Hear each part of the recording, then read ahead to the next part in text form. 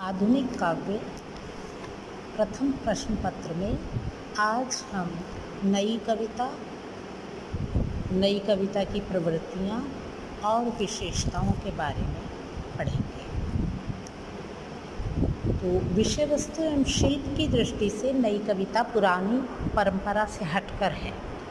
विषय वस्तु की दृष्टि से जहाँ नई कविता में नवीनता, मुक्त यथार्थवाद, बौद्धिकता, क्षणवादी जीवन दर्शन एवं लघु मानव की प्रतिष्ठा की गई है, वहीं शिल्प की दृष्टि से इसमें नवीन उपमान, प्रतीकात्मकता, बिंबात्मकता एवं भाषा के नए प्रयोग का रुझान दिखाई पड़ता है।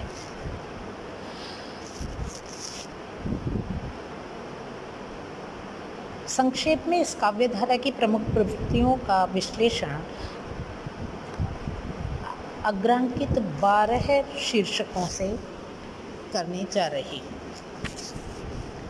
पहली प्रवृत्ति है नवीनता, फिर बौद्धिकता, उसके बाद अतिशय वैयक्तिकता, क्षणवादिता, भोगवाद एवं वासना, यथार्थवादिता, आधुनिक युगबोध, प्रणयानुभूति, लोक संस्कृति, शिल्प विधान, प्रकृति का चित्रण एवं व्यापकता।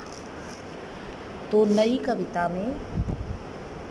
कविता के रचनाकारों ने इस काल में जितने भी काव्य रचनाएं की, उनमें किन प्रमुख विषयों पर दृष्टिपात किया गया? इन 12 प्रमुख विषयों पर दृष्टिपात किया गया। नवीनता। नई कविता में नयापन है।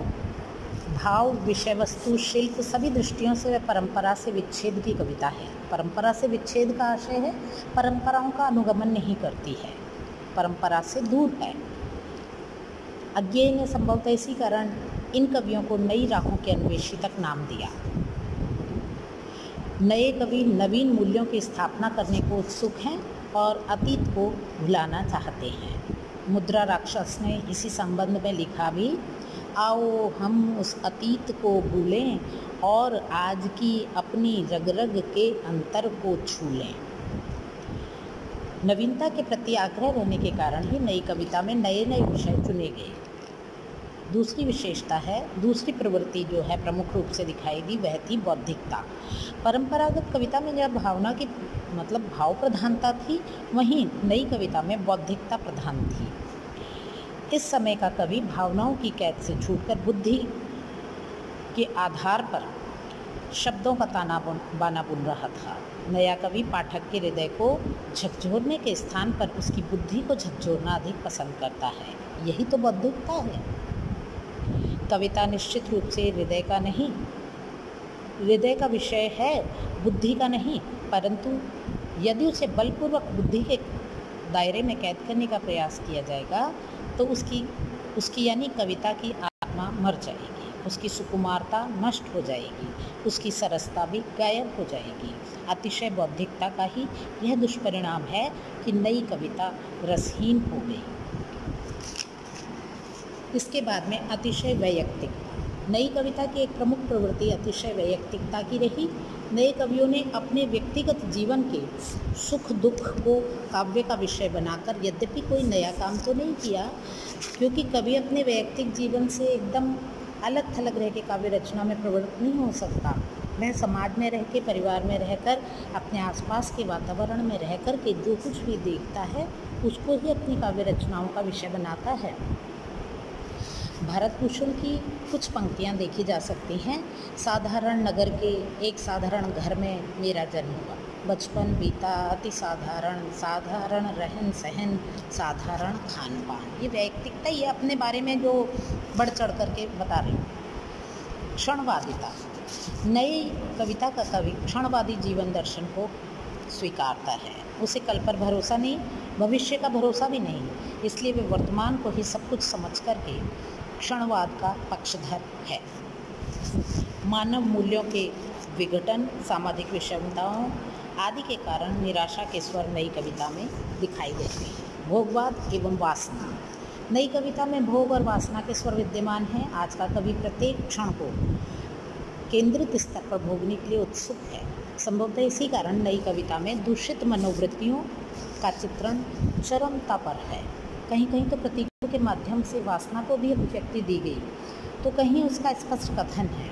उदाहरण के लिए अज्ञेय की सावन मेघ नामक कविता को लिया जा सकता है, जहाँ वे लिखते हैं, वासना के पंख सी फैली हुई थी धारित्री, धारित्री यानी धरती, सत्य से निर्लज्ज और समर्पित। इसके बाद में है यथार्थवादिता का स्वर। नए कवि का दृष्टिकोण यथार्थवादी है। जीवन को उसके वास्तविक रूप में प्रस्तुत करना नए कवि का उद्देश्य रहा है। यही कारण है कि नई कविता की विषय वस्तु प्रतीक, उपमान, भाषा आदि यथार्थ पर आधारित है। सीधे साधे सरल शब्दों में सहज अभिव्यक्ति करते हुए इन कवियों ने अपने यथार्थवादी रुझान का परिचय दिया है।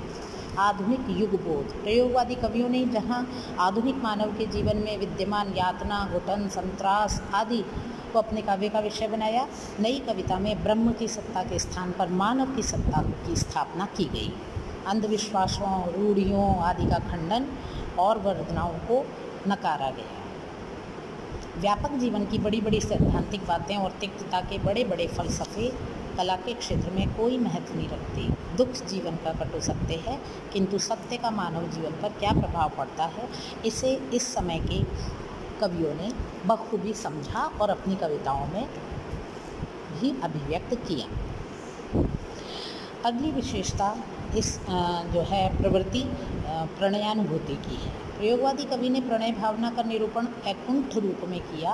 प्रेम को वे यौनाकर्षण ही मानते थे, जो शरीर के स्तर पर जन्म लेता है।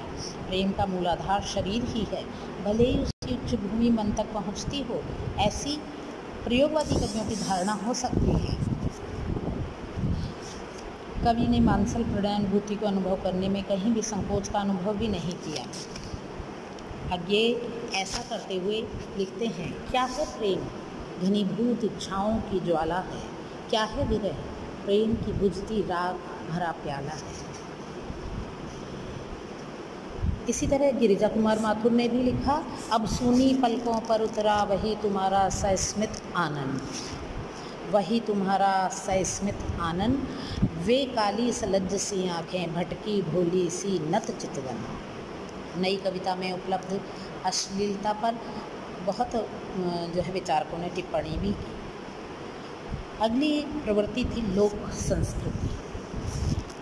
नया कवि लोक से जुड़ा हुआ तो है ही। लोक जीवन की अनुभूति, सौंदर्य बोध, प्रकृति, बिंब और प्रतीक, शब्द और उपमान नई कविता में प्रचुरता से मिलते हैं। इसी प्रकार ऐसी अनुभूतियों को अज्ञेय, गिरिजा कुमार और अन्य कवियों ने महसूस किया और अपनी नई कविता में ऐसी ही चीज़ों को स्थान भी दिया। नई कविता ने शब्दों के प्रयोग की दृष्टि से लोक भाषा के महत्व को पहचाना। सीटी, ठिठुरन, मुँह झौंसी, चिड़चिड़ी, हसक, फुनगी जैसे शब्द इन कविताओं में उपलब्ध होते हैं, जो नएपन और ताजगी का प्रतीत होते हैं। अंतिम प्रवृत्ति के रूप में हम देखते हैं शिल्प विधान। नई कविता का शिल्प भी परंपरागत काव्य से भिन्न है। नए उपमान, नए प्रतीक और नए बिंबों के प्रति इन कवियों का विशेष मोह जान पड़ता है। पुराने प्रतीकों का जादू और उनकी अर्थवत्ता कहीं खो गई है। अज्ञेय की इस दृष्टि से कलंगी बाजरे की नामक कविता अद्भुत प्रतीत होती है। देवता बिन प्रतीकों के कर गए हैं कूच, कभी वासन अधिक घिसने से मुलम्मा छूट जाता है।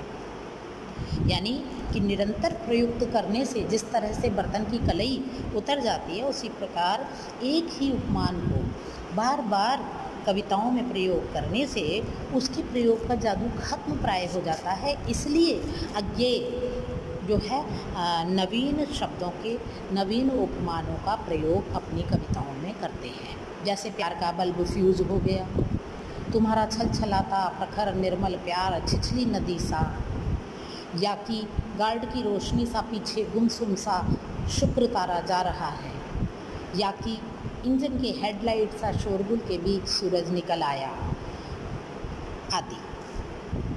तो बिंब विधान की दृष्टि से नई कविता ने बहुत सी उपलब्धियां अर्जित की। सारे बिंबों के माध्यम से दृश्य को साकार करने में इन कवियों को पूर्ण सफलता भी प्राप्त हुई। उम्मीद है आज का जो है विषय आपको पसंद आया होगा, और फिर भी जहाँ भी आपको कहीं भी असुविधा महसूस हो, व्हाट्सएप या कॉल करके मुझसे पूछा जा सकता है। ओके।